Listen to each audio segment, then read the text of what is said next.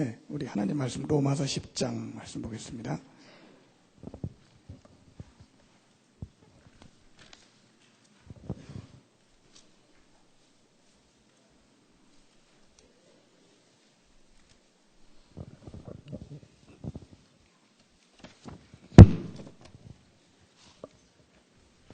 로마서 10장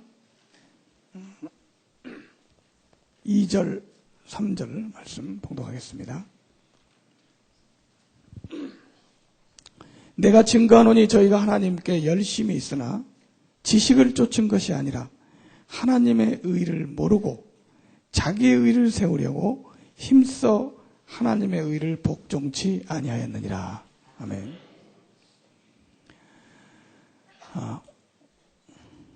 오늘은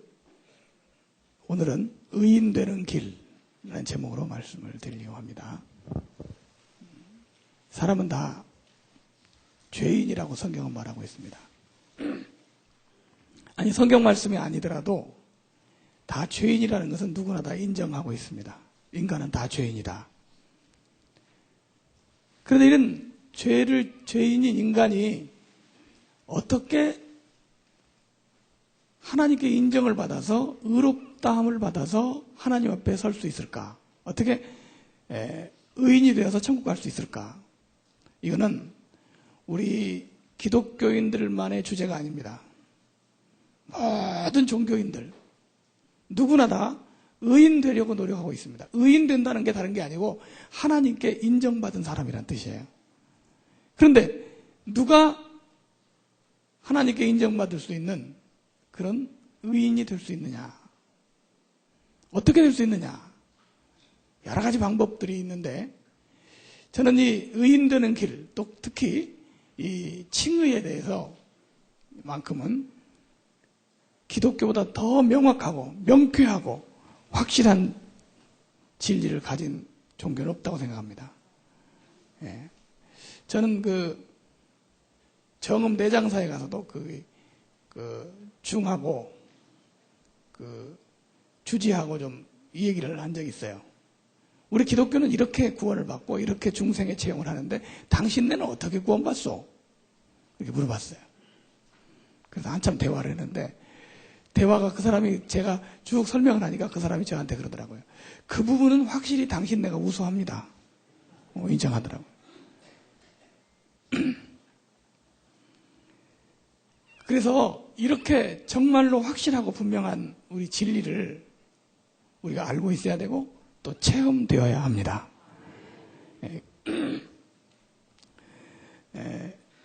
루터는 이런 칭의의 체험, 의인되는 길을 천주교에서 가르쳐주는 것 말고 성경에서 말하는 믿음으로 말미암아 의롭게 되는 길을 체험하고 종교개혁을 하게 됐어요. 우리 기독교인들이라면 개인적으로 의인되는 경험을 다 해야 될 줄로 믿습니다. 오늘은 이 강의 내용만이 아니라 여러분들이 실제로 개인적으로 의인이 되는 경험이 여러분 안에 이루어지게 되기를 부탁드립니다.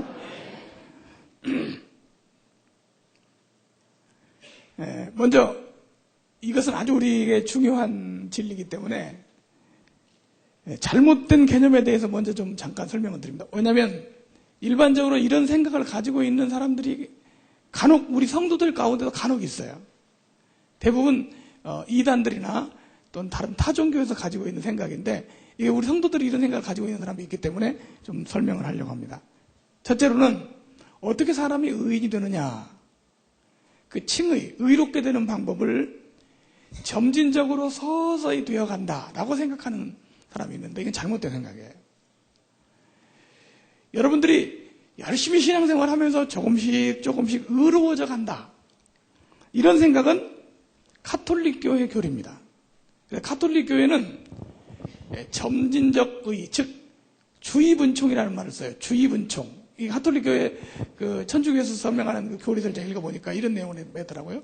사람이 보약을 먹거나 영양제를 먹으면 먹자마자 딱 나타나는 게 아니라 몸에 서서히 이 주입된 상태에서 서서히 효과가 나타나듯이 하나님의 은혜도 받으면 서서히 나타나다 점점 의인이 되어간다. 이렇게 생각합니다. 이것은 우리 기독교에서 말하는, 개신교에서 말하는 칭은 아니에요. 개신교에서 말하는 칭의는 즉각적 완전하게 되는 거예요. 즉각적 순간적 의라 그래요. 다시 말하면 오늘 여러분들이 예수 그리스도를 믿으면 오늘 의롭게 되고 의인이 되어버립니다. 얼마나 신나는 일이에요. 오늘 뭐가 된다고요? 의인이 돼요. 우리 원래 이름이 죄인이잖아요. 원래 이름 죄인인데 이름이 의인으로 바뀌어버립니다. 할렐루야. 예수 그리스도를 뭐 하면? 믿으면. 자, 이게 가톨릭 교리고요. 그 다음에 두 번째는 안식교도 이런 내용으로 말합니다. 즉 성화를 너무 강조하다 보니까 칭의도 이런 식으로 강조를 하게 돼요. 칭의는 순간적이고 순간적으로 의롭게 되지만 성화는 점진적으로 서서히 되어가는 거죠. 예, 구분을 했어요. 그 다음에 두 번째는 형식에 의해서 이루어진다는 거. 어떤 형식이나 의식을 행하면 그냥 의인이 된다. 이런 생각을 가지고 있는 사람들이 많은데, 예를 들면, 세례 받았으니까 의인 아니냐. 뭐 이런 식으로. 천주교인들은 명확합니다. 너 어떻게 의롭게 됐냐? 세례 받고 성취성사. 세례 받고 성만찬 하지 않았습니까? 의인 됐다, 이거. 제가 한 번은 그 천주교의 신부하고 같이 장례식을 한 적이 있어요. 우리 집사님 아버님이 전혀 예수를 안 믿는 분이고 불신자였는데 돌아가셨어요. 우리 아들이 그 아들 내외가 우리 교회 집사니까 당연히 제가 장례 주례를 하게 됐죠. 근데 그 돌아가신 분의, 그러니까 우리 집사님의 어머니, 그리고 돌아가신 분의 부인이 천주교를 다니고 있어요. 천주교 다니는 사람은 또 아무리 해도 또 고집이 있어서 잘 안 오잖아요. 근데 다니고 있는데 천주교들은 자기 교회 성도의 남편이 죽었으니까 와서 장례식을 해야 된다고 그러는 거예요. 그런데 뭐 상주가 다니는 교회 목사님이 당연히 해야죠. 그랬더니 그쪽 천주교에 측에서 저에게 타협이 왔어요. 장례 주례는 목사님이 하되 자기들에게 1시간만 시간을 좀 할애해달라는. 1시간. 어떻게 1시간을 할애해주면 뭐 하겠소? 그랬더니 입관을 한 다음에 자기들이 먼저 입관 예배를 드리고 다음에 목사님이 입관 예배를 드리세요. 그리고 나머지는 뭐 다 목사님이 하시고 그것만 허락해 주세요. 그 부인이 우리 교인이니까 뭐 그건 허락해 주실 줄로 믿습니다. 그러더라고요. 그러시라고. 그게 어렵지 않죠.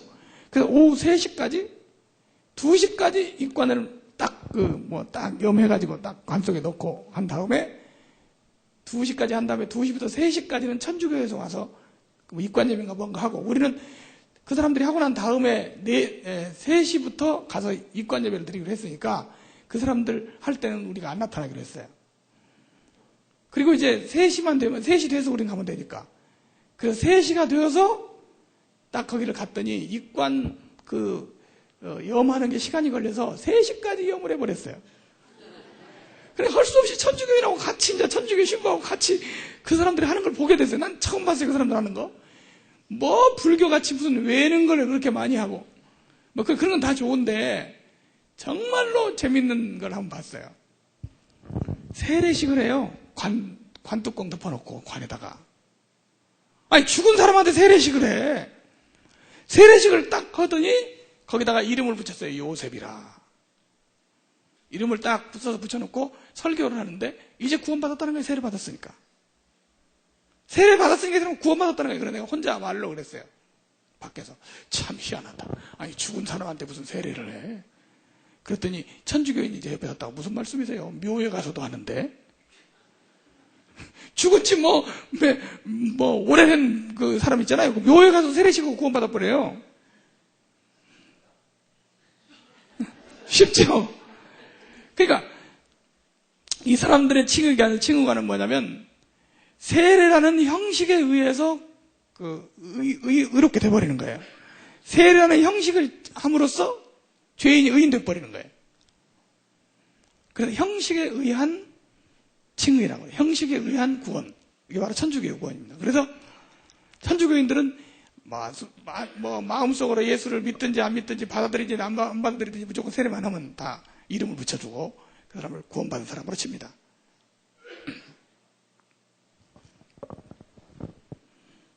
이거는 잘못된 개념이에요. 예를 들면 떡과 포도주를 받으면 죄가 없어지고, 세례, 고해, 미사, 성찬 등의 형식을 통하여 의롭게 된다고 하는 개념, 이건 잘못된 개념.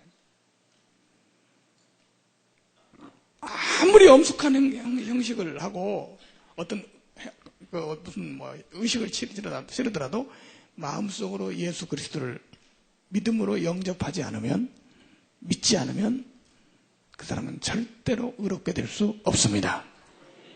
형식과 의식이 의롭게 될 수 없어요. 믿습니까? 그러니까 이게 개인적인 거예요. 개인적으로 예수님을 영접하고 믿어야만 믿음으로 의롭게 될 수 있는 것이다. 그 다음에 세 번째는 선행이나 공덕에 의하여 의롭게 된다는 개념. 우리가 천주교의 구원론을 뭐라고 부릅니까? 공덕설 그럽니다. 근데 불교의 구원론을 또 뭐라고 부릅니까? 불교의 구원론은 또 공덕설이라고 합니다.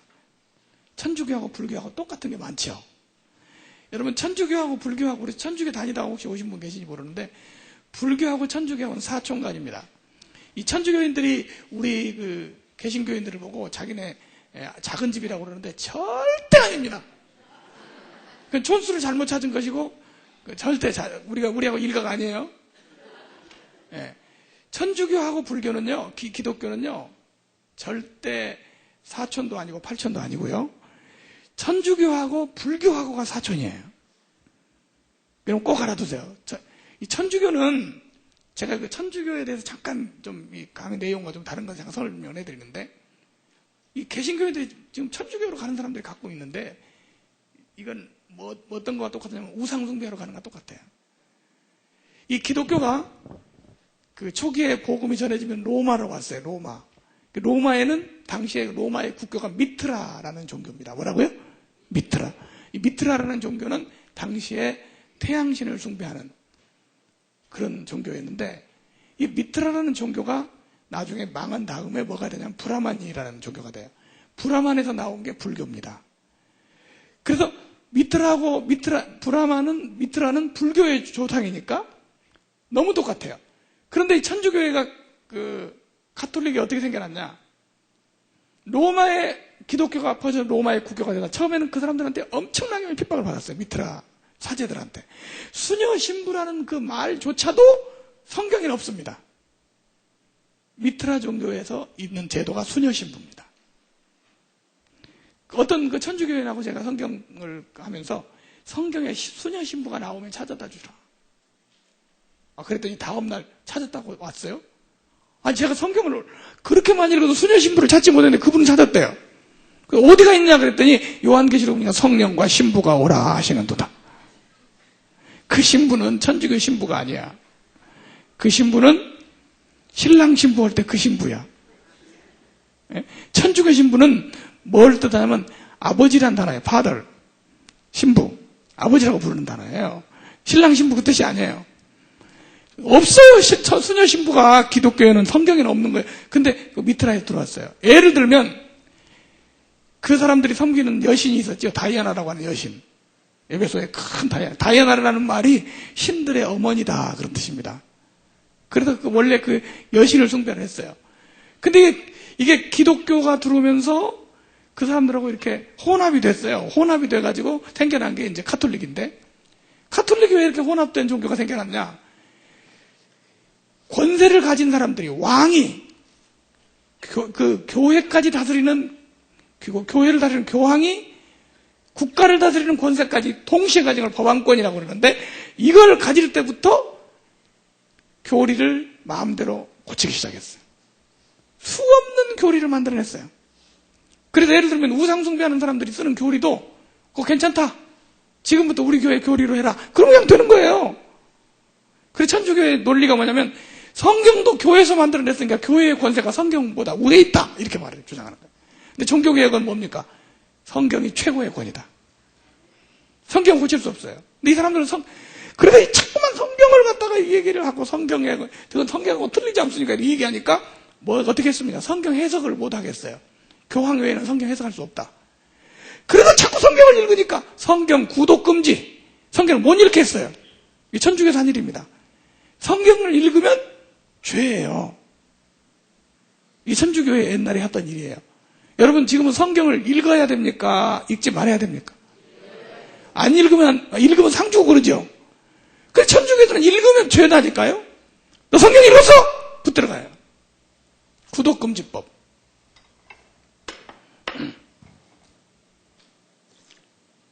성경과 너무 틀리니까. 여러분, 불교하고 천주교하고 보십시오. 너무너무 똑같죠? 천주교 가면은, 묵주라고 이렇게 하죠? 기독교 가면, 불교 가면, 염주. 기도하면서 이런 거 하는 거 어디 있어요? 이런 거 없잖아요. 그 다음에 천주교 가면요, 꼭 천주교 가면 외우는 게 많아요. 하여튼 장례식 뭐 이런 거 한번 할 때 보면 앉아서 뭘 그렇게 외우는지. 무슨 경. 불교에 가면 뭐 많아요? 외우는 게 많죠. 뭐, 가나다라 바바차, 사바차. 계속 외우는 거예요. 천주교 가면은 성화의 교리라는 게 있습니다. 성화의 교리. 그 성화라는 말은 거룩하게 된다는 뜻이 아니라 거룩한 그림이라는 뜻이에요. 그림을 많이 붙여놓고 그림을 통해서 영계와 접촉한다는 교리가 있어요. 근데 불교 가면 뭘 많이 붙였죠? 그림을 많이. 불교에서 붙여놓는 그림은 태화라고 그래요. 네? 똑같아요. 복자, 성자 하는 거 똑같아요. 천주교에서 올해 자기들이 만들어서 성자 하면 이제 세례 받으면 세례 명예하고 성자 이름을 붙여주죠. 너는 마리아다, 뭐다 이렇게 붙여주죠. 불교는 법명이라고 그래서 자기들이 만들어 놓은 성자 이름을 붙여줍니다. 제가 불교하고 천주교 연구해보니까 너무 똑같아요. 내가 신학교에서 강의하면서 천주교와 불교와 동일한 점을 찾아오라. 그렇게 숙제를 냈더니 50가지를 찾아왔어요. 50가지. 그림 뒤에가 후광 그리는 거, 후광. 천주교 그림 후광 있죠? 불교 가면 어때? 뭐가 있어요? 후광이 있어요. 또 똑같은 거예요. 후광도 교리가 있어요, 그게. 그래서 천주교 그 책에 보면 몇 년도에 어느 이방 종교에서 후광에 대한 것을 들여오다. 이렇게 딱 써져 있어요. 성경에서 나온 게 아니라 지네들이 들여와가지고 교리로 삼은 거예요. 이렇게 잘못되어가는 천주교에서 하나님의 말씀이 성경대로 꼭 하겠다고 나온 게 바로 종교개혁입니다. 초대교회로 돌아가자. 천주교는 절대 사촌이 아닙니다. 팔촌도 아니고 천주교는 이방종교. 우리가 이단이라고도 하지 않아요. 이방종교라고 해야 맞아요. 교황무류설. 요즘 이단들을 상대하면서 똑같다고 봐요. 교황무류설이 뭡니까? 교황을 하나님으로 믿을 때 말하는 거예요. 인간은 오류가 없을 수 없어요. 다 인간은 오류가 있죠. 근데 교황이 오류가 없다는 거예요.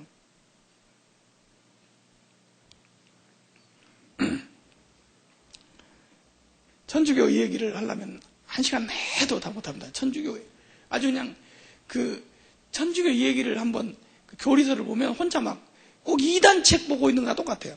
마리아가 원죄 없이 탄생해서 무덤에서 부활하여 하늘로 승천하셔서 하늘에 성부 하나님하고 결혼식을 올리셔.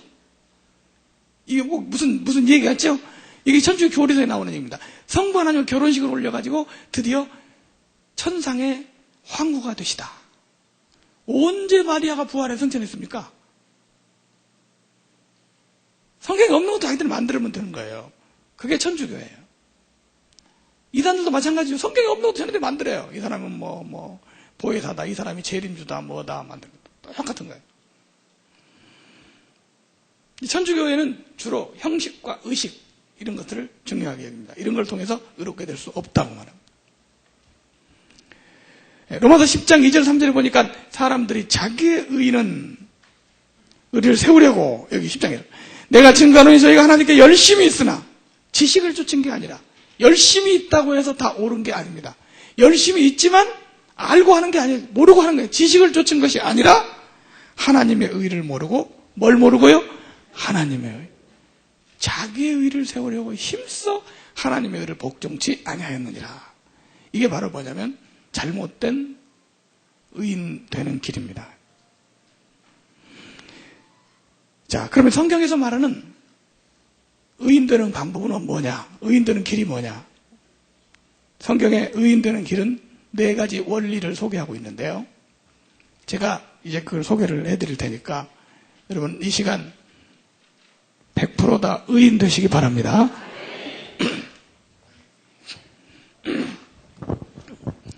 성경에는 어떻게 우리가 의롭게 되고 하나님께 인정받을 수 있느냐에 대해서 정확하게 성경에 기록하고 있어요.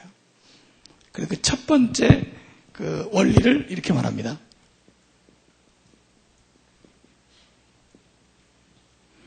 무슨 의요? 전가된 의. 한번 따라해보세요. 시작.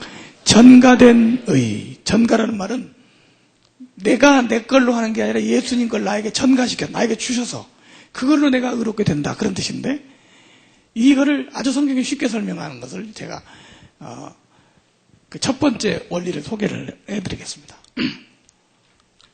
사람이 이 세상에 살면서 열심히 의롭게 살려고 노력을 합니다. 특히 불교 다니는 사람들은 뭐 고행을 하고 뭐 도를 닦고 뭐 100일 뭐 우리가 하는 건 뭐 비교도 안 될 정도로 엄청난 걸 많이 하죠. 그런 걸 통해서 의롭게 되려고 노력을 해요. 근데 설령 그렇게 돼서 사람이 좀 의롭게 됐다고 하더라도 그거를 뭐라고 부르냐면 성경은 자기의 의라 그래요. 누구의 의예요? 자기의 의. 자기의 의라는 말은 내가 한 거라는 거예요. 내가 한 거. 내가 한 거는 소용이 없어요. 자기 거니까. 한번 따라해요. 누구의 의요? 자기의 의. 근데 우리가 이렇게 열심히 하다가 스스로 고백을 하게 됩니다. 하나님, 도저히 내 힘으로는 안 되겠습니다. 나는 완전히 의인 된다는 건 나는 불가능한 사람입니다. 그렇게 고백을 하게 돼요. 여러분 그렇게 고백하게 되죠? 난 불가능합니다. 그때 하나님이 이렇게 말합니다. 그래, 네가 스스로 안 되는 걸 네가 스스로 깨달았구나. 네가 안 되니까 내 걸 너한테 주마. 그래서 두 번째 또 하나의 의가 있는데 이것은 무슨 의냐? 예수님의 의입니다. 누구의 의요?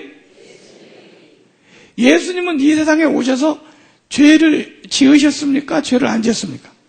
죄를 지은 적이 없어요. 근데 우리는 아무리 노력해도 결과적으로 죄밖에 안 남았어요. 우리는 항상 이름이 뭐라고 붙습니까? 죄인이라고 해요.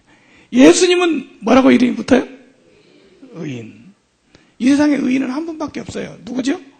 예수 그리스도예요. 그런데 오늘 여러분에게 예수님께서 기가 막힌 그리고 특별한 혜택을 드립니다. 여러분 받으려면 받으시고 말라면 말고 하세요. 예수님께서 의롭게 살아는 이것을 우리한테 주신다는 거예요. 받을 마음 있습니까? 받을 마음 있으세요? 그런데 그런 사람은 우리가 살던 잘못된 살았던 삶, 그 죄를 예수님이 가져가신다는 거야. 바꿔치기 하는 거예요. 한번 해볼까요? 우리가 지었던 모든 죄, 우리의 삶은 예수님이 가져가셔서 내 대신 내가 죄인이죠. 근데 예수님이 내 대신 죄인 되셔서 십자가의 형벌을 받으셨어요. 누구 죄 때문에? 내 죄 때문에. 예수님이 내 걸 가져가신 거죠. 그죠? 그리고 예수님이 의롭게 살아놓은 이것을 나한테 그냥 주셨어요. 그래서 이걸 전가된 의라고 그러는데 이렇게 말하면 됩니다. 예수님은 나 때문에 죄인 되시고 나는 예수님 때문에 의인 되었다. 믿습니까? 한번 같이 해봅시다. 시작. 예수님은 나 때문에 죄인 되시고 나는 예수님 때문에 의인 되었다. 할렐루야. 예수님은 죄도 없으신 분이 재판을 받으셨어요. 죄인으로. 그리고 십자가에 달려 돌아가셨어요. 내 걸 가져다가. 그리고 예수님의 의를 누구한테 줬어요? 우리에게 거저 주셨어요. 그리고 우리가 의인 됐다는 말은 내가 뭘 잘해서 뭘 노력을 해서 변화가 돼서 된 게 아니고 예수님께서 해놓으신 그걸로 내가 의롭게 된 거예요. 할렐루야. 자, 우리 성경 말씀 고린도후서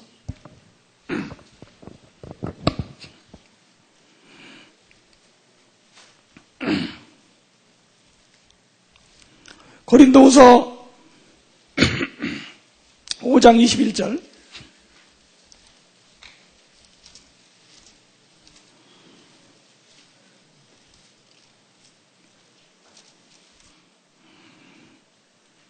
자, 우리 같이 한번 읽어보겠습니다. 시작. 하나님이 죄를 알지도 못하신 자로 우리를 대신하여 죄를 삼으신 것은 우리로 하여금 저희 안에서 하나님의 의가 되게 하려 하심이라. 자, 여기 한번 보세요. 여기를 한번 보세요. 하나님이 죄를 알지도 못하신 자로 우리를 대신하여 뭐를 삼으신 것은? 죄를 삼으신 것은 우리로 하여금 저희 안에서 하나님의 의가 되게 하려 하심이라. 여러분, 이 말씀 믿습니까? 내가 잘한 것 갖고 의인된 게 아니라 누구 것 가지고? 예수님 것 가지고. 그래 내가 의인 되었다고 하는 자신 있게 말할 수 있는 것은 내 거로는 절대 안 돼요. 그러나 예수님 걸 나에게 주셨기 때문에 나는 의인 되었다고 말할 수 있습니다. 하나님의 죄를 알지도 못하신 자로 우리를 대신하여 뭐를 삼으셨어요? 죄를 삼으신 것은 우리로 하여금 저희 안에서 하나님의 의가 되게 하려 하심이라. 할렐루야. 여기 우리라고 했는데 우리가 누굽니까? 나. 그렇죠? 그 우리라는 말에다가 자기 이름을 넣어가지고 한번 읽어봅니다. 자기 이름, 우리라는 말 대신에 시작. 하나님이 죄를 알지도 못하신 자로 누구를 대신하여? 죄를 삼으신 것은?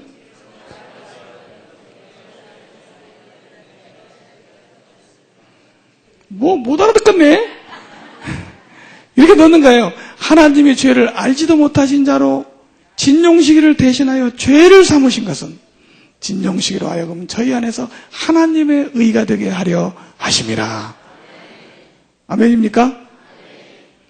여기 권사님. 우 권사님이세요? 네, 우 권사님. 큰 소리를 한번 읽어보세요. 의인 됐나 안 됐나? 읽어보시라니까 성경을. 네.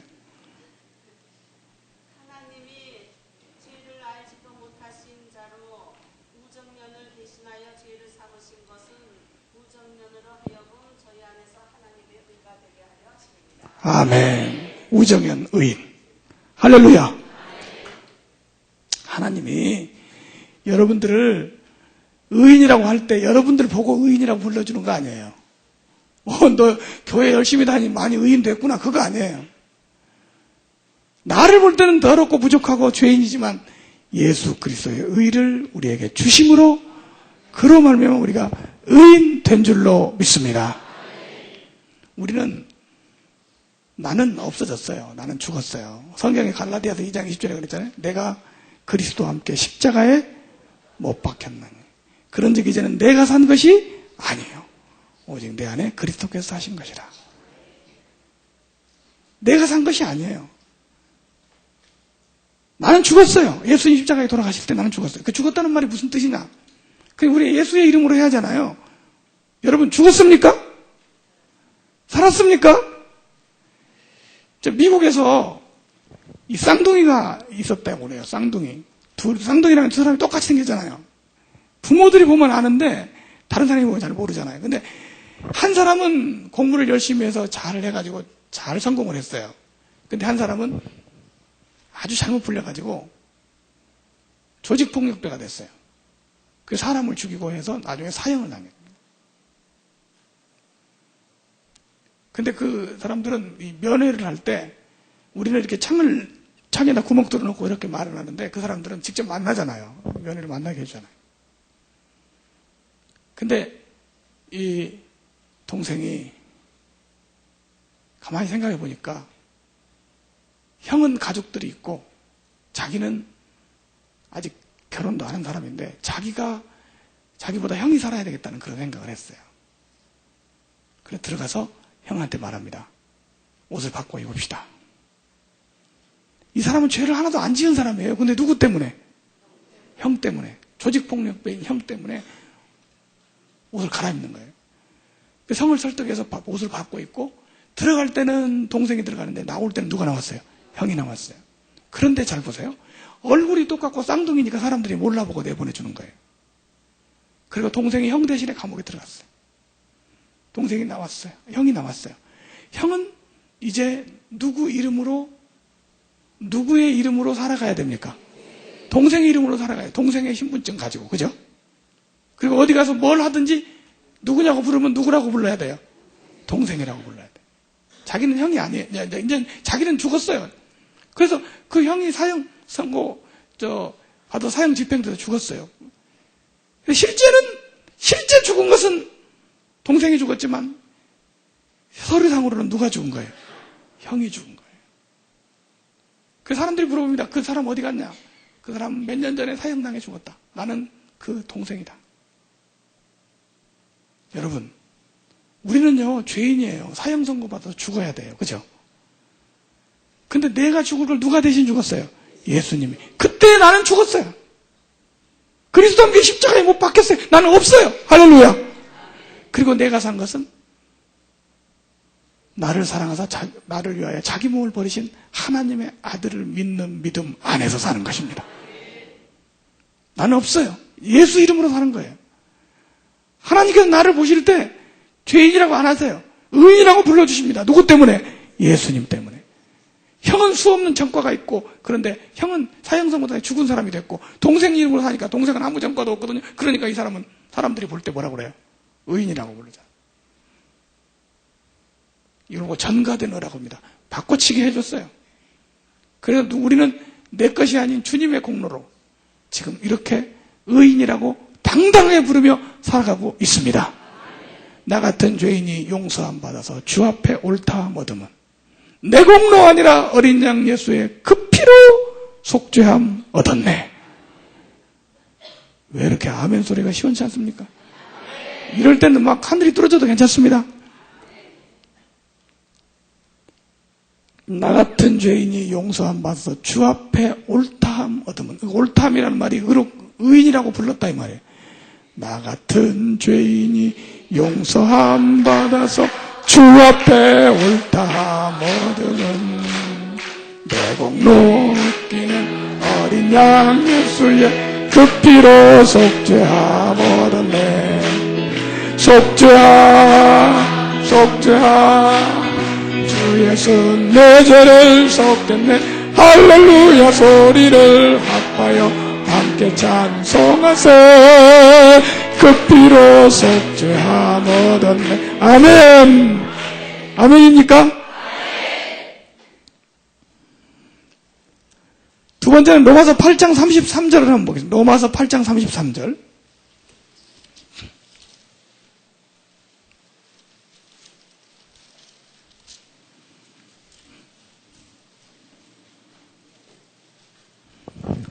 로마서 8장 33절. 누가 능히 하나님의 택하신 자들을 송사하리요. 의롭다 하신 이는 누구시니? 하나님이시니. 이야, 너무 통쾌한 말입니다. 누가 능히 하나님의 택하신 자들을 송사하리요. 고소하겠느냐? 의롭다 하시는 이는 누구시니? 하나님이시니. 여러분, 우리가 의롭다함 받았다라는 말, 구원에 대한 이 성경의 용어는 전부 법정 용어입니다. 법정에서 쓰는 용어예요. 그 법정 용어가 좀 다르잖아요. 보통 쓰는 용어하고. 예를 들면 예수 믿고 구원 받을 때 말씀 받는 것을 뭐라고 하냐면 증거라고 그러잖아요. 증거. 그죠? 그리고 그 말씀 전하는 사람 뭐라고 그러죠? 증인. 이거 다 법정 용어예요. 특히 여기 의롭다 하셨다, 의롭다 하심, 이 침례라는 이 단어는 디카이오라는 단어인데, 이 단어는 무슨 용어냐면 법정 용어예요. 우리 요즘 말로 말하면 무죄 판결 이런 뜻이에요. 무슨 판결이요? 무죄 판결. 하나님이 여러분 재판장 중에 제일 높은 재판장이 무슨 재판장이에요? 대법관이죠. 네, 대법관. 대법원에서 판결을 내면 끝나버리잖아요. 요즘에 그보다 더 높은 데가 이제 헌법재판소에서 하대요. 그런데 온 우주에서 제일 높은 재판장이 하나님이십니다. 근데 그 하나님이 선언했어요. 너는 무죄다! 할렐루야! 제가 이단 상담을 하다 보니까 아주 이단대로 재판을 많이 해요. 재판을 많이 하는데, 소송을 많이 하는데, 판사가 딱 본 다음에 앞에 피고를 사놓고 딱 할 때 제일 기분 좋은 게 뭐냐면 무죄를 선고한다. 뭘 선고해요? 무죄. 이 무죄 판결을 받는. 근데 이 말이 그 말이에요. 하나님이 나를 뭐 했다? 무죄 판결했다는 거예요. 할렐루야. 한번 따라하세요. 나는 무죄 판결 받았다. 누가 무죄 판결했어요? 하나님. 나는 무죄 판결 받았다. 기분 좋아요? 네. 하나님이 여러분은 뭐 했어요? 무죄 판결. 무죄 판결 받았으면 의인 된 거예요. 다시 한번 나는 무죄 판결 받았다. 시작. 나는 무죄 판결 받았다. 할렐루야. 뭐 받았어요? 무죄 판결. 그럼 여기 계세요. 누가 정죄하리요? 죽으실 분 아니야 다시 살아나시는 하나님 예수 그리스도시니. 33절. 누가 너희 하나님의 택하신 자들을 송사하리요? 의롭다 하신 이는 하나님이시니. 무죄 판결을 하나님이 했는데 누가 정죄하겠느냐? 정죄 못해요. 이 법이라는 게 한 번 그걸 판결해서 확정을 내리면요, 다시는 그걸 가지고 따지지 못합니다. 그걸 보고 일사부재리 원칙이라고 그래요. 판사가요, 권한이 대단해요. 저도 처음으로 재판을 받게 된 게, 요즘은 재판을 많이 받지만은, 옛날에 최초로 재판을 받게 된 게, 즉결심판이라는 재판을 최초로 제가 받았어요. 즉결심판. 무슨 심판이요? 그 재판을 한번 받아봤어요. 이제, 월요일날 우리 집사님들하고 등산을 가느라고 저 남원에 갔는데요. 운전을 딱 하고 갔는데, 운전면허증을 안 가지고 운전을 한 거예요. 그것도 죄더라고요, 난. 그게 뭐냐면 무슨 죄냐? 운전면허증 미소지죄예요. 꼭 알아두세요. 다른 죄는 스티커를 발부하는데, 운전면허증 미소지죄는 반드시 즉결심판을 합니다. 난 그걸 몰랐죠. 모르고, 검문소를 딱 지나갔더니 딱 잡아가지고, 운전면허증 보자고 그래요. 운전면허증 없는데요. 안 가져왔는데요. 그랬더니. 막 확인해보더라고요. 생년월일을 뭐 하더니.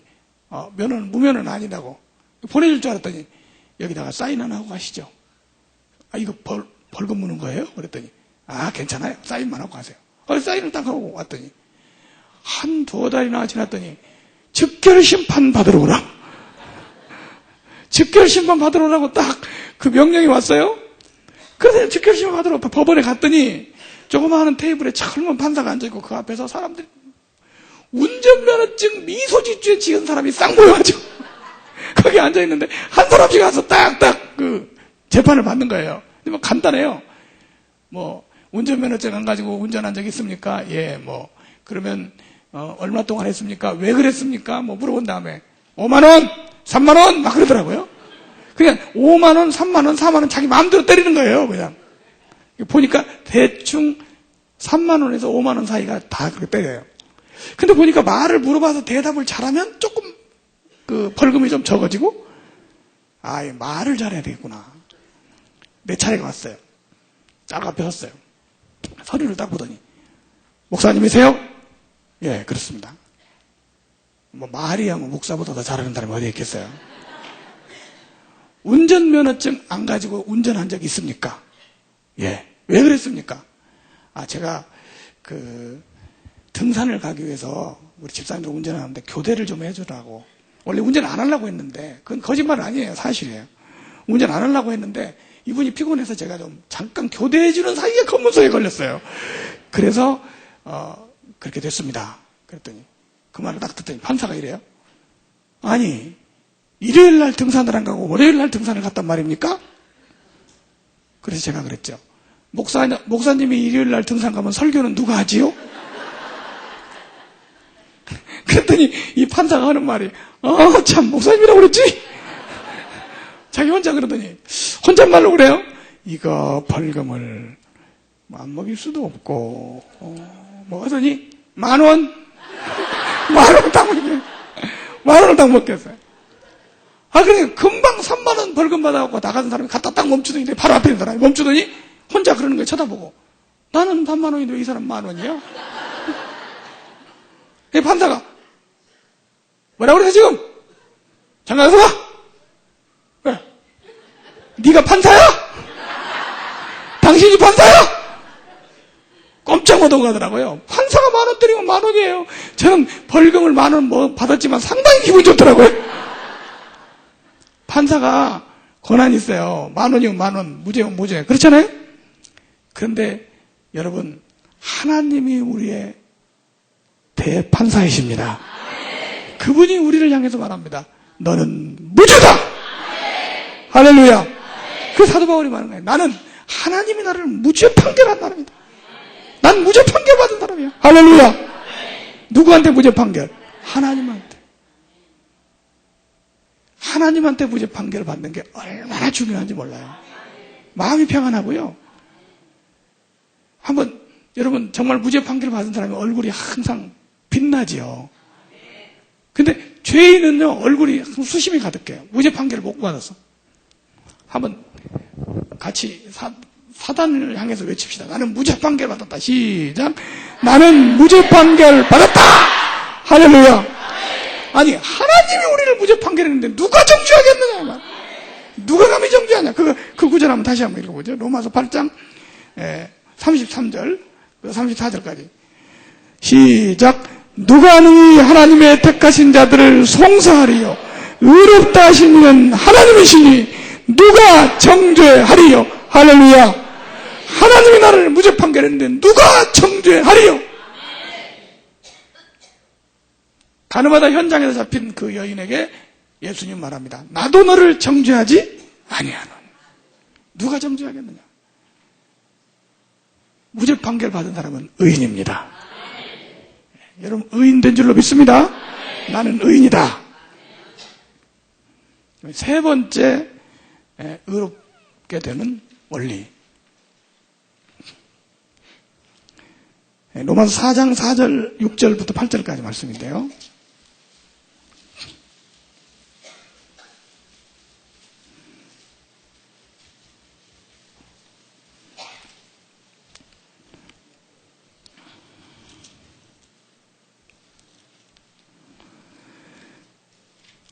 사장 6절부터 일한 것이 없이 그 하나님께 의로 여기심을 받은 사람의 행복에 대하여. 여기 행복이라고 해서 여러분 의롭다 함 받은 사람은요 행복한 사람이에요. 행복이라는 게 여러분 행복이 어디서 옵니까? 행복이 뭡니까? 행복은 관계에서 온다 그럽니다. 행복이 어디서 온다고요? 관계. 이 사람이 좋은 관계가 행복이야. 우리 가정에서 가족들 관계가 좋아야 되고 부부 사이의 관계가 좋아야 되고 학교 가면 학생들과 관계가 좋아야 되고 선생님과 관계가 좋아야 돼요. 교회 오면 목사님 관계 좋아야 되고 성도들 관계가 좋아야 돼요. 관계가 나쁘면요 아무리 좋은 환경 좋은 집에 살아도 불행합니다. 부부간에 으르렁거리고 싸우면서 수천만 원짜리 침대에 누워 있어봐야 행복한가? 아무 소용없어요. 행복은 어디서 온다고요? 관계에서 와요. 관계. 좋은 관계가 행복을 낳아준다 그래요. 좋은 친구들이 많으면 많을수록 더 행복해져요. 한 사람이에요. 좋은 관계가 많은. 사람이 서로 막 싸우고 으르렁거리는 것처럼 불행이 없어요. 서로 사랑하는 게 행복인 줄로 믿습니다. 그런데 그 관계 중에서 가장 중요한 관계가 뭐냐면요. 하나님과의 관계예요. 부부 간의 관계가 나쁘면 이혼하면 되고. 그렇죠? 학교 가서 학생들 관계 나쁘면 학교 안 가버리면 되고. 요즘 학생들 중에 제일 불행하고 비참한 학생이 어떤 사람이에요? 왕따. 관계가 안 좋은 거 아니에요? 그런데 하나님과 관계가 나쁘면 그 사람보다 더 불행한 게 없어요. 하나님은 안 계신 데가 없거든요. 숨을 데가 없어요. 어디나 하나님 계시기 때문에 항상 하나님과 관계가 나쁜 사람은 행복하지를 못해요. 그런데 다윗이 그러는 말했습니다. 하나님과의 좋은 관계를 갖는 게 최고의 행복이다. 하나님과의 좋은 관계라는 건 하나님께 인정받는 사람, 하나님께 의롭다함 받는 사람, 그 사람이 행복한 사람이에요. 여러분 행복하십니까? 정말 행복한 사람 되시기 바랍니다. 다윗은 말했습니다. 하나님과의 바른 관계, 즉 하나님께 인정받는, 하나님께 의롭다 하심 받은 사람은 행복한 사람이다. 그래서 행복에 대해서 소개를 하는데 이렇게 말합니다. 그 불법의 사심을 받고, 이 불법의 사심, 속죄 받은 사람은 행복합니다. 여러분 속죄함 받았어요? 행복한 사람이에요. 그 죄를 가리우심을 받고, 죄를 덮어줘. 이 가리우신다 말은 덮어준다, 가려준다. 이 사람 행복한 사람이에요. 그 죄를 인정치 않는 사람은 복이 있도다. 세 가지예요. 첫째, 속죄함 받고, 두 번째, 가리우심을 받고, 세 번째, 인정치 않는 사람. 근데 여기서 그 죄를 가리우심을 받는다. 이 말, 이게 중요해요. 이걸 덮어주신 의라고 합니다. 무슨 의요? 덮어주셔. 이게 무슨 말이냐면,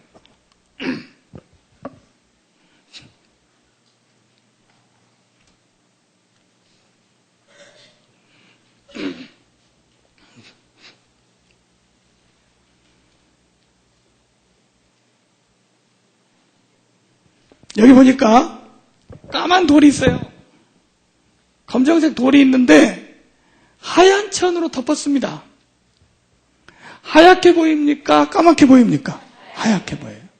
분명히 속에는 까만 게 들었지만 겉에서 볼 때는 어떻게 보여요? 하얗게. 우리는 까만 돌이에요. 죄인이에요. 그런데 예수님으로 우리를 덮은 줄로 믿습니다. 그러니까 하나님께서 우리를 보는 게 아니라 예수님을 보시고 우리를 하얗다고 의인이라고 해주시는 줄로 믿습니다. 이게 덮어주시는 의예요. 그리고 이 속에 까만 게 변화되어 가는 걸 성화라고 그래요. 이거 완전하게 되는 게 불가능해요. 언제 가능해지냐? 완전히 이게 까만 게 없어질 날이 옵니다. 눈에 흙 들어갈 때. 그리고 우리가 부활하게 되면요, 그때는 전혀 죄가 없는 의로운 사람으로 변화되는 완전 성화, 이게 영화라고 해요. 영화. 그런 날이 우리가 와요. 지금은 워낙 인간성들이 안 좋아요. 누구의 후손이니까? 아담의 후손이니까. 예? 아무도 모든 동산실과 다 먹으라고 다 주고 하나만 먹지 말라는데 그것만 꼭 가서 다 먹었단 말이에요. 참 성질도 이상해. 아니 다 따먹지 말고 하나만 따먹으라는 것도 아니고 다 따먹되 하나만 따먹지 말라 그러니까 거의 하나 일부러 따먹지 말라는 거 가서 따먹었어요. 사람이 이런 거예요. 그래서 요걸 무슨 의라고요? 덮어주신 의. 하나님이 우리를요 어떻게 의롭다고 하셨다면 우리의 상태를 보고 의롭다고 하신 게 아니라 불쌍히 여겨서 덮어줬어요. 우리 그러잖아요. 덮어줘라. 우리말에 그런 말이 있습니다. 털어서 먼지 안 나는 사람이 없다. 그러니까 털지 마라. 덮어주는 게 사랑인 줄로 믿습니다. 덮어주는 게 사랑이에요. 아내가 남편을 덮어주고 남편이 아내를 덮어주고 교회에서 성도들이 목사님 덮어주고 서로 덮어줘야 돼요. 이게 주님이 우리에게 주신 사랑인 줄로 믿습니다. 하나님이 우리를 덮어주셨으니까 우리가 구원받은 줄로 믿습니다. 덮어줘. 우리가 서로 덮어줘. 하나님이 우리를 덮어주셨어요. 억만 번 죽을 죄를 덮어줬어요.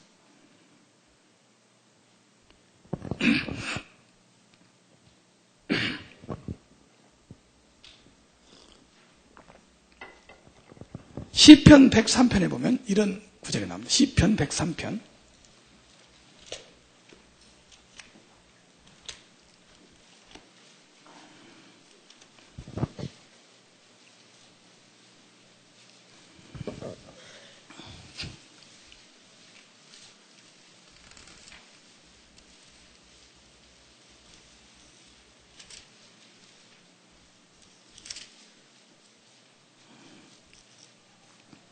시편 103편 7절부터 보겠습니다. 아니 8절부터. 여호와는 자비로우시며 은혜로우시며 노하기를 더디하시며 인자하심이 풍부하시도다. 항상 경책지 아니하시며 노를 영원히 품지 아니하시리로다. 우리의 죄를 따라 처치 아니하지 않으시며 우리의 죄를 따라 갚지 아니하셨으니. 여기 10절 말씀 제가 처음에 구원받고 눈물을 흘리면서 보던 말씀입니다. 우리의 죄를 따라 어떻게 하지 않고 처치하지 아니하죠. 우리의 죄를 따라 갚지 아니하셨으니. 만약에요 죄 지은 대로 우리가 처치당했으면 다 처치당했어요. 우리 구원받고 나서요 우리 복음으로 하더라도 구원받은 다음에 또 죄를 짓잖아요. 또 죄 지면 죄를 지은 사람이 뭘 한다고요? 징계, 매를 때린다고. 그러면 여러분 구원받은 다음에 예수 믿은 다음에 죄 짓고 실수한 것에 대해서 하나님이 매를 때렸어요. 예? 그 주일 안 지키고 산에 올라갔더니 다리가 툭 부러지고 난 미워하는 마음을 갖고 눈을 흘겼더니 눈이 삐어버리고 막 그냥 그런 식으로 막 징계를 하나님이 막 죄를 지은 대로 막 징계를 했다고 합시다. 여기 아마 볼만할 겁니다. 예? 눈 삐뚤어진 사람, 코 삐뚤어진 사람 뭐 여기 뭐라고 그랬어요? 우리의 죄를 따라 처치하지 아니하시고. 진즉 처치당했어야 되는데 처치하지 않으세요. 우리의 죄를 따라 갚지 아니하셨습니다. 왜? 이는 하늘의 땅에서 높음같이 그 인자하심이란 말은 사랑이, 우리를 향한 그 사랑이 뭐라고 그랬어요? 그 인자하심이 어떻게 하시도다? 풍부하시도다. 한없는 사랑. 지금 현재 이 순간에도 하나님의 사랑으로 우리를, 긍휼하심으로 우리를 보고 계십니다. 죄를 따라 처치하지 않으셨어요. 우리 10절 말씀을 어떻게 하냐면요, 자기 이름을, 우리라는 말에서 자기 이름을 넣고 한번 읽어봐요. 내 이름. 시작. 진용식의 죄를 따라 처치하지 아니하시며 진용식의 죄를 따라 갚지 아니하셨으니 이는 하늘이 땅에서 높음같이 그를 경외하는 자에게 그 인자심이 크심이로다. 아멘. 이 하나님의 사랑입니다. 왜 우리를 덮어주셨습니까? 이렇게 말했죠. 사랑은 허다한 죄를 덮느니라. 한번 시작. 사랑은 허다한 죄를 덮느니라. 하나님이 우리를 허다한 죄를 덮어주셨어요. 그래서 우리를 죄인인데 의롭다고 불러주셨습니다. 믿습니까? 예수 안 믿는 사람도요, 예수 안 믿는 사람도 정말 깨끗하고 그런 사람 많아요. 교회 안에 있는 사람보다 훨씬 더 의롭게 사는 사람 많아요. 그래도 그 사람들은 죄인이에요. 다른 점이 뭐냐? 우리는 하나님의 사랑을 받은 사람들이에요. 덮어주신 사람. 덮어주심을 받지 못한 사람은 자기 죄를 따라 심판받아야 돼요. 우리의 죄를 따라 처치하지 아니하셨다. 여러분 믿습니까? 그리고 로마서 4장에 보니까 그 죄를 인정치 않으셨다. 어떻게 죄를 지었는데 죄가 인정치 않게 되냐? 이상하잖아요. 근데 그렇게 되더라고요. 제가 그걸 체험을 했어요. 제가 처음에 이 목회를 시작할 때 전도사 때는요, 아이들 예배 드리는데 왔다 갔다 뛰어다니고, 시골 교회 그 마룻바닥 교회잖아요. 막 예배 드리는데 두둑두둑 막 뛰어다니고는 제일 제가 그 단속반이에요. 애기 엄마한테 하나님의 성전에서 말이야, 이게 이렇게 되냐고 막 눈을 부라리고 막 애기 엄마들이 울고 막. 그런데 내가 결혼해가지고 이제 새끼들을 낳아가지고 어느 날 이렇게 예배를 드리는데 누가 막 우리 애를 뭐라고 하더라고요. 저 사람이 왜 죄를 그러지? 눈에 넣어도 안 아플 애를 말이야. 내가 아이를 낳아서 내가 아이가 뛰어다니는 게 시끄럽게 들리질 않아요. 왜 그러죠? 내 새끼니까. 사랑은요, 사랑의 눈이 멀면 죄가 안 보입니다. 부모가 자식을 보는 눈이잖아요.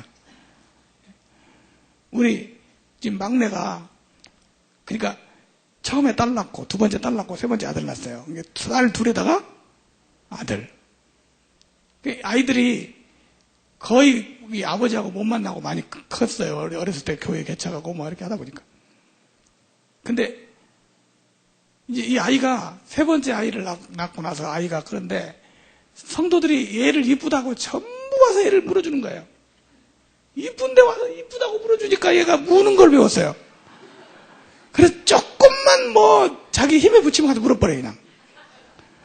그런데 어느 날 학교에, 유치원에 다니는데요, 옆에 앉은 애 짝꿍을 물어가지고 얼마나 여기를 물으니 빵꾸가 딱 나버렸어요, 완전히. 보통 문제가 아니잖아요. 그래서 뭐 이제 제 아내가 가서 뭐 치료비도 물어줄 뿐 아니라 위로해주고 뭐 다 그래서 그 병원에 가서 해주고 막 그렇게 하고 와가지고는 집에 와서 한숨을 쉬고 있어요. 참, 저놈 자식 무는 것 때문에 큰일 났다고 하면서 막 그래요. 내가 나한테 딱 그 말을 하니까 내가 뭐라고 대답을, 나도 모르게 그런 말이 나오더라고. 걔가 뭘 잘못했어, 네가 물지. 괜히 물어?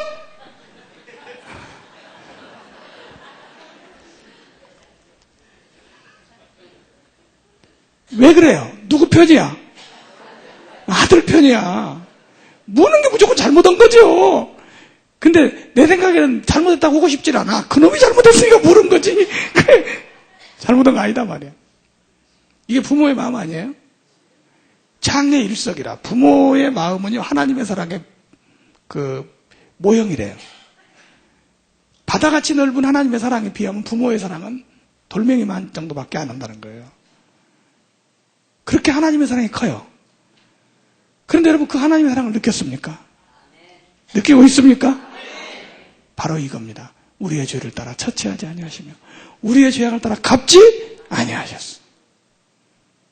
하늘의 땅에 높은 같이 그 인자하심이 풍부하시도다. 풍부하시도다. 이게 하나님의 사랑이에요. 오늘 이 하나님의 사랑으로 여러분들을 덮어주시고 죄를 인정치 않으시고 여러분 편에 서서 항상 내 편이 되어주시고 나에게 잘해주시는 그 하나님, 그 하나님을 여러분 섬기고 있습니다. 이걸 덮어주시느라고 그래. 무슨 의요? 덮어주시는. 우리도 다른 사람들에 대해서, 형제들에 대해서 덮어줘야 돼요. 주님, 우리가 이렇게 사랑을 받았으니까 우리가 사랑할 수 있어야 돼. 그게 바로 주님께서 우리를 사랑하신 증거이고 또 여러분들이 믿음으로 받아들여야 될 줄로 믿습니다. 제가 강원도의 어느 시골 안식교인데요. 비밀리에 그 교사님들이 저를 초청을 했어요. 초청을 해가지고 이 사람들은요, 율법을 철저히 지키지 않으면 구원을 못 받는 사람들이 안식교인 됩니다. 그러니까 율법을 지키는 행위로 구원을 받는 거예요. 근데 얼마나 철저히 지켰나? 머리털 끝만큼이라도 오점이 있으면 그 사람 구원 못 받아요. 구원 받을 수 있겠어요? 없겠어요? 그래, 받을 수 있다는 거예요. 그 사람들을 논리는 이렇습니다. 예수님이 이 땅에 오셔서 육신을 입고 와서 율법을 다 지켰지 않냐. 그러니까 우리도 지킬 수 있다는 걸 증명한 것이다. 어떻게 지키냐? 철저하게 고기를 먹지 말고 뭐만 먹고? 풀만 먹고. 네? 그렇게 살면서 산속에 들어가서 이렇게 살면은 시골 생활을 하면은 이 품성이 점점 변화돼가지고 의롭게 될 수 있다는 거예요. 불가능해요, 그게. 그래서 제가 그 사람들만 모여가지고 사는 그런 동네에 그런 교인들이 있는데 거기 가서 강의를 하게 됐어요. 그때 그 사람들한테 이 강의를 했어요. 하나님의 의는 자기가 노력해서 되는 게 아니라 하나님이 우리에게 거저 주시는 걸 받아야 한다. 강의를 했는데 안식교 36대학 나온 학생 하나가 거기 그 성도들의 자녀 중에 하나가 있었는데 방학 때 와서 이렇게 앉아 듣다가 이 친구가 갑자기 손을 들더니 오류입니다. 이단입니다. 지금 이 사람 강의하는 게 잘못된 거라는 거예요.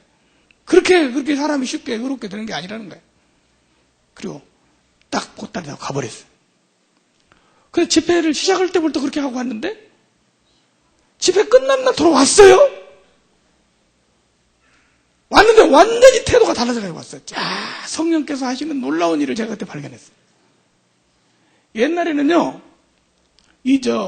무슨 밑에 무슨 소리를 정리하려면은 요즘은 복사기로 복사를 쫙 하면 되지만 옛날에는 복사기를 많이 사용하는 거, 먹지라는 걸 사용했잖아요. 이렇게 딱 넣어가지고 이렇게 글씨 쓰죠. 근데 무슨 자료를 글씨를 쓰려면 밑에다가 무슨 먹지를 대냐면 검정색 글씨를 써야 돼요. 근데 이 사람이 글씨를 쓰면서 자기도 모르게 검정색을 넣는다는 게 파란색을 넣었고 위에다가 검정 볼펜을 넣었어요. 자, 밑에는 무슨 색깔이 나왔을까요? 검정 색깔로 썼는데 밑에는 파란 색깔이 나왔어요. 그 순간 딱 뭐가 깨달아졌다는 거예요. 그래, 하나님과 나 사이에 자연인은 예수님이 계신다. 나는 분명히 죄인으로 기록하지만 그 사이에 주님이 나를 의인으로 만들어주셨다. 그것을 보고 깨달았대요. 그래서 깨닫고 나서 막 감격이 생겨서 막 눈물을 흘리는데 우는데요. 강의한 내용이 다 생각이 나는 거예요. 그래, 맞아. 정가된 의야. 덮어주신 의야. 이게 바로 주님의 의구나. 저절로 하나님의 성령이 그 마음에 역사를 해가지고 구원받고 돌아왔어요. 할렐루야. 그런 기적이 일어났다니까요. 여러분, 말씀을 들을 때 성령이 역사하면 이런 능력이 나타나는 줄로 믿습니다. 여러분들은 벌써 말씀을 들을 때 다 깨달아지죠? 그렇구나. 내 노력으로 내 의로 되는 게 아니라 주님의 의로 나를 건져 주셨구나. 나는 그래서 의인이 됐구나. 할렐루야. 여러분 의인 된 줄로 믿습니까? 의인입니까? 한번 자기가 의인이라고 생각하는 분들은요, 주먹을 쥐고 마귀를 한번 탁 올려치는 거예요. 나는 의인이다. 시작. 나는 의인이다. 할렐루야. 누가 의인이라고 그랬어요? 누가 무죄 판결했어요? 하나님이에요. 누가 정죄하겠습니까? 세 번째로 선언적 의라고 합니다. 무슨 의요? 선언적 의. 이 칭의란 말은 불러주다 그 말이에요. 의인이라고 불러줬어요, 우리를. 선언했어요. 이 선언이라는 말은 아주 중요한 말입니다. 이 선포하고 선언한다는 말. 여러분, 사람이 부부가 되는 때가 언제지? 어느 순간에 딱 부부가 됩니까? 네? 부부가 되는 순간, 남녀가 부부가 딱 되는 순간이, 신랑 신부가 부부가 딱 되는 순간이 언제입니까? 예? 첫날 밤이요? 언제 부부가 딱 됩니까? 예, 주례 목사님이 신랑 아무개고 신부 누구는 부부가 되었음을 성부와 성자와 성령의 이름으로 공포하노라! 그때 부부가 되는 거예요. 이 선언이라는 게 중요한 거예요. 그런데 우리가 의롭다함 받은 것은 선언이에요. 즉 상태의 변화가 아니고 신분의 변화입니다. 우리 신분이 죄인에서 뭘로? 의인으로 바꿔지는 거예요. 아직 우리는 더러운 죄인의 상태가 있어요. 그러나 이게 완전히 변하지 않았지만 선언해버렸어요. 뭐라고? 의인이라고. 신분의 변화가 됐어요. 하나님이 너는 의인이다 했으니까 의인인 거예요. 이유 없어요. 누가 했으니까? 하나님이 했으니까. 그런데 하나님이 선언하신 그 선언을 첫째 누가 받아들여야? 내가 받아들여야 돼. 자기가 자기 걸 받아들여야 돼요. 근데 사람들이 자기에 대해서 용납을 못해요. 너는 하나님이 말해. 넌 죄인이 아니고 의인이다. 그러니까 아니에요. 못 받아들여요.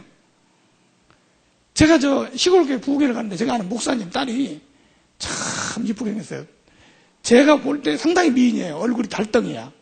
동그라매가지고. 근데 얘가 우울증 증세가 있어요. 자기 어머니를 원망하고 막 그래요. 왜 그러냐고 그랬더니 내가 이쁘다고. 그랬더니 뭐예요? 야, 목사님 따님 정말 이쁘네. 그랬더니 그 애가 하는 말이 놀리지 마세요. 내가 이쁘다고 그랬더니 뭐 하지 말라고? 그 말이 좀 이상하더라고요. 그러더니 나중에 얘기를 들어보니까 왜 얼굴이 가루먹이 안 생기고 동그랗게 생겼냐 이거야.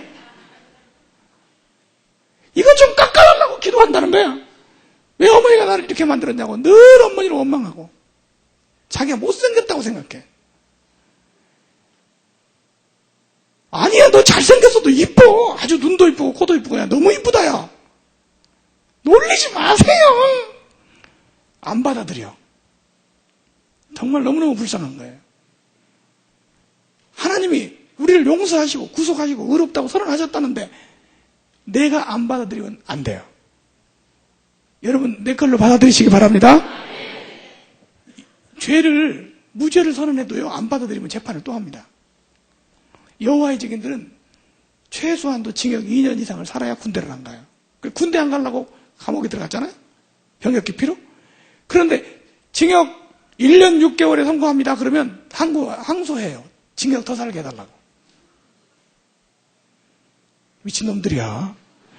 여러분, 하나님이 여러분들을 무죄 판결하고 천국 백성으로 선언하신 줄로 믿습니다. 근데 어떤 사람은 항소해. 아니요, 나 저기 죄인이야. 난 못 가요. 갈 사람 못. 이렇게 하고 있는 사람이 얼마나 많은지 몰라요. 오늘 하나님의 선언을 내 것으로 받아들이시기 바랍니다. 하나님께 선언하셨어요. 죄인이 아니고 뭐라고? 의인이라고요. 나폴레옹 장군이 전쟁 중에 있는데 어떤 병사가 옆에서 보니까 금방 창이 날라오는 거예요. 순간적으로 막 장군을 넘어뜨려가지고 살려냈어요. 여기 장군이 보니까 정말 고맙거든요. 그러니까 그 병사한테 이렇게 말합니다. 너는 중이다! 딱 그렇게 그 자리에서 말을 했어요. 사람들이 걸어가는 이렇게 딱 군인들이 가는데 사병이 가는 길하고 장교가 가는 길이 달라요. 가는 대열이 달라. 너는 중이다! 딱 그랬더니 그 자리에서 이 사람이 말이죠. 장교들이 가는 데 가서 딱 하는 거예요. 다른 장교가 너 뭐야? 그러니까 나는 중이다! 딱 그러는 거예요. 누가 너보고 중이라고 하냐? 나폴레옹 대장군이시다. 장군을 쳐다보니까 꼼짝 못하더래요. 나폴레옹 장군이 중이라고 선언했어요. 그러니까 중이가 된 거야. 여러분, 하나님이 여러분을 의인이라고 선언했어요. 그럼 여러분은 의인이 된 겁니다. 할렐루야. 한번 따라해. 나는 의인이다. 하나님께서 천에 하나 만에 하나 골라 뽑으셔서 여러분을 의인으로 삼아 주셨습니다. 제가 우리는 이제 죄사함 받고 의인 되었다는 말을 어제 저녁부터 지금까지 말씀을 드리고 있는데, 혹시 제가 드리는 이 말씀이 정말 그렇구나라고 믿어지시는 분 손 한번 들어보세요. 믿어지시는 분. 이야, 여기 전부 택함 받은 사람. 안 믿어지시는 분 손 들어보세요. 괜찮아요. 괜찮아. 도저히 안 믿어지시는 분. 우리 신학교에 가면 구원론이라는 걸 배우는데, 그 소명이라는 교리가 있어요. 소명, 부르심. 하나님 우리를 부르시는데 복음을 전해서 부르시잖아요. 부르심을 받는데 그 두 가지가 있다고 그래요. 하나는 내적 부르심 그럽니다. 무슨 부르심이요? 내적 부르심. 또 하나는 외적 부르심 그럽니다. 그러니까 외적 부르심과 내적 부르심이 있어요. 외적 소명, 내적 소명 그렇게 말하는데 정말 참 은혜로운 말일 것 같아요. 잘 들어보세요. 외적 소명은 복음을 이렇게 들었다는 것 자체가 외적 소명이에요. 여기에 앉아있는 사람 외적 부르심을 다 들었어요. 그런데 들은 사람 중에서 그 말씀이 딱 마음에 와서 다 가지고 구원의 확신 얻고 의롭다함을 받은 체험을 했어요. 할렐루야. 그 사람은 어떤 사람들이냐? 내적 부르심을 받은 사람들이에요. 그럼 내적 부르심과 외적 부르심이 어떤 차이냐? 내적 부르심을 받은 사람은요, 하나님이 택한 사람들이에요. 뭐한 사람들? 택한. 아무나도 그게 되는 게 아니에요. 택함 받은 사람들은 그게 믿어져요. 그래, 택함 받지 못한 사람은 안 믿어지겠죠. 물론 안 믿어진다고 다 택함 받지 못한 사람이다 그 말은 아니에요. 왜냐하면 첫 시간에 안 되면 둘째 시간에, 둘째 시간에 안 되면 셋째 시간에 때가 다 있어요. 그래서 여러분들이 말씀을 듣고 그 말씀이 마음에 들어와가지고 그 말씀을 듣고 구원받고 거듭나게 되면 그게 바로 그 사람은 하나님이 택한 사람이라는 증거입니다. 지금 목사님 말씀 듣고 보니까 나는 택함 받은 사람이 분명하네, 틀림없네, 그런 손 한번 들어보세요. 틀림없이 택함 받은 사람이구나. 이야, 택함 받은 사람 맞네. 여러분, 천에 하나 만에 하나 골라 뽑아서 하나님이 여러분을 택했습니다. 믿습니까? 저는요, 제가 택함 받았다고 믿는 순간부터 저는 이런 말을 했어요. 나는 세상에서 제일 가는 미남이다. 아니, 원래 미남이고요, 제가. 근데 제가 택함 받았다는 걸 생각하니까 그런 생각이 들어가더라고요. 여러분, 저를 볼 때 미남이라고 생각하십니까? 앞에 있는 한두 분밖에 대답을 안 하시네. 미남이다, 미녀다, 이 기준을 누가 합니까? 이거, 미스 코리아 선발대회 때 그 심사위원을 누가 합니까? 세계적인 미남 선발대회는 하나님이 하십니다. 하나님이 골라 뽑은 사람인데 그보다 더 잘난 사람이 어디 있어요? 택함 받은 사람이 믿습니까? 할렐루야. 하나님이 나를 하나님의 아들로 뽑으시고 하나님이 나를 사랑하시고 나를 구속하셨는데 누가 나를 정죄하겠느냐? 할렐루야. 선언적 의, 실질적인 죄인인 우리를 의인이라고 선언하신 하나님의 행위이다. 선행, 뭘 잘하고 못하고, 공로, 신앙 정도에 관계없이, 예를 들어 몇 년 믿었냐 이거 상관없이 즉각적으로 믿음으로 이루어지는 것이 바로 칭의인 줄로 믿습니다. 오늘 이 사실을 여러분이 믿었으면 오늘 여러분은 의인 된 줄로 믿습니다. 의인 됐어. 하나님이 여러분을 의인이라고 불러주셨습니다. 그래서 기독교인들의 의롭게 되는 방법은 예수 그리스도를 믿음으로 되는 것입니다. 여러분 교재 10페이지에 중간에 웨스트민스터 요리문답에 칭의에 대한, 소위 말하면 칭의에 대한 그 내용을 제가 갖다 올려놨는데, 거기를 같이 한번 읽어보겠습니다. 우리 장로교회 소요리문답에 나오는 얘기입니다. 웨스트민스터 요리문답. 시작. 의롭다 하심은 하나님이 값없지는 은혜로 정하신 것인데 저가 우리를 모든 죄에서 사하시고 그 앞에서 우리를 옳게 여겨 받으시는 것이니 이는 다만 그리스도를 우리에게 돌려붙이심인데 우리는 오직 믿음으로 받는 것이니라.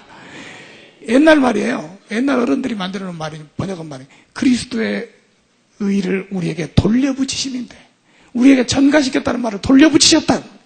돌려붙이심인데 오직 우리는 뭘로 받아요? 믿음으로 받는 것이니라. 뭘로 받아요? 믿음으로 받는 것이니라. 믿음으로 우리는 의롭다함을 얻은 자 된 줄로 믿습니다. 이제 한 가지만 더 말씀드리고 마치겠습니다. 이렇게 의인 된 사람도, 이렇게 의롭게 된 사람도, 이 사람은 틀림없이 확실하게 천국 가는 사람인 줄로 믿습니다. 그러나 이런 사람도 구원받은 다음에, 의롭게 된 다음에 또 실수하고 죄를 지을 수 있습니다. 근데 여기서 구원파는 절대로 구원받고 나면 죄를 지을 수 없다고 말합니다. 그러다가 자기가 무슨 죄를 지었어요. 그러면 뭐라고 말하는 줄 아세요? 아, 내가 그때 구원 못 받았었구나. 또 받아야겠구나. 그렇게 나오는 거예요. 죄를 지을 수 없다고 말해요. 그렇지 않아요. 우리는 육을 갖고 있기 때문에 실수하고 넘어지고 쓰러질 수도 있습니다. 그러나 구원이 취소되는 것은 아닙니다. 그렇기 때문에 또 죄를 지을 때는 회개하고 주님 앞에 회개하고 돌아가야 돼요. 회개란 뭐냐? 구원받기 위해서 하는 것이 아니에요. 잘 보세요. 아들이 아버지한테 잘못했다고 할 때 아들 되려고 합니까? 관계 때문에 합니까? 관계 때문에.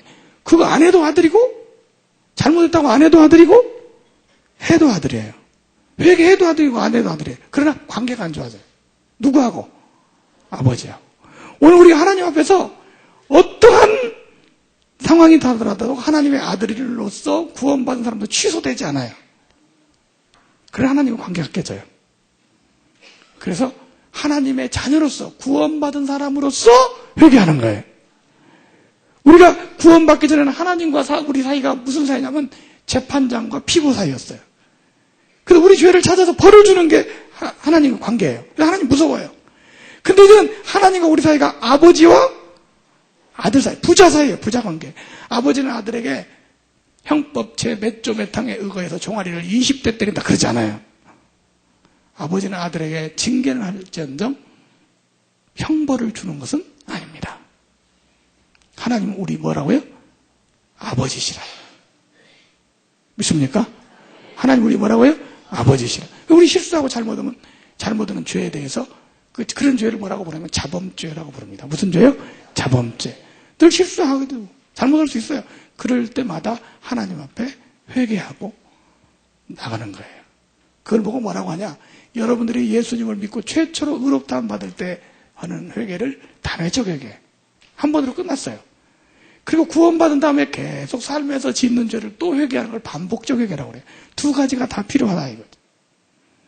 그래서 여러분의 삶이 아름답게 구원받은 다음에 더 아름답게 성화되어 가는 삶이 되시기 바랍니다.